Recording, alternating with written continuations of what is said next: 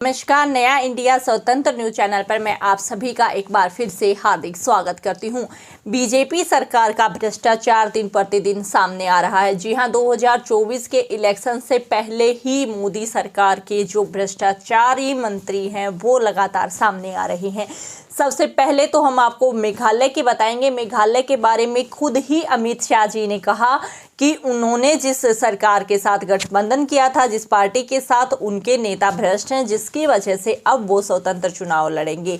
तो यहाँ पर जो मेन सवाल उठ खड़ा होता है वो ये है, आखिर अगर वो भ्रष्टाचारी थे तो गठबंधन की सरकार पूरे 5 साल तक क्यों चली।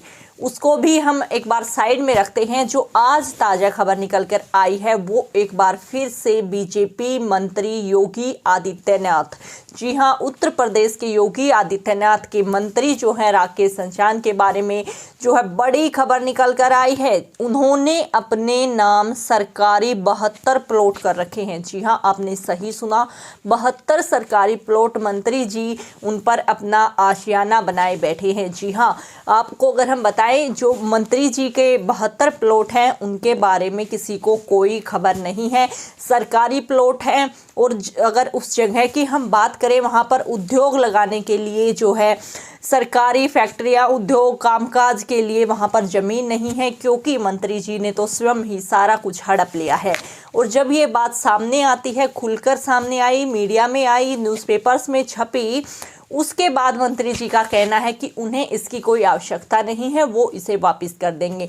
तो आप ये देखिए, अगर सामने आता है तो उन्हें आवश्यकता नहीं है, अगर आवश्यकता नहीं है तो उन्होंने क्यों अपने नाम 72 प्लॉट किए और किस आधार पर किए? क्या इस पर कार्यवाही नहीं होनी चाहिए? उसके बाद अगर उन्हें जो ज़रूरत है या नहीं वो हम अलग रखते हैं।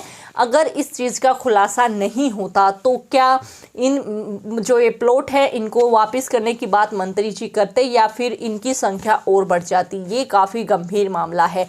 और जिस प्रकार से जगह जगह पर अब मोदी सरकार के चिट्ठे खुलते नजर आ रहे हैं, तो वो आप देखिए, अब जो है पहले मेघालय सरकार में गठबंधन टूटा, तो अब इन मंत्री जी से भी जिनका भी खुलासा होता है उनको जो है अपने से तोड़कर दूर करने की जो ये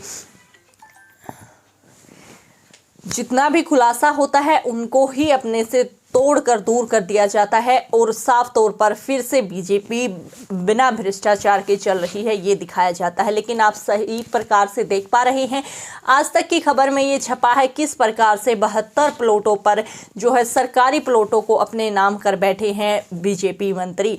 इस पर जो है योगी आदित्यनाथ ने भी अभी तक चुप्पी साधी है। इस मामले पर कोई जो है अपडेट बीजेपी के द्वारा नहीं दी गई है। लेकिन जो मंत्री जी हैं उन्होंने जो प्लॉट्स हैं उनको वापस करने के लिए जरूर से कहा है। लेकिन अगर ये बात सामने ना आती तो क्या वो मंत्री जी इनको वापस करते? ये गंभीर सवाल है। और कहाँ थी योगी आदित्यनाथ सरकार जब इस प्रकार के क्राइम उनके ही मंत्रियों के द्वारा किए जा रहे हैं? ये गंभीर सवाल है।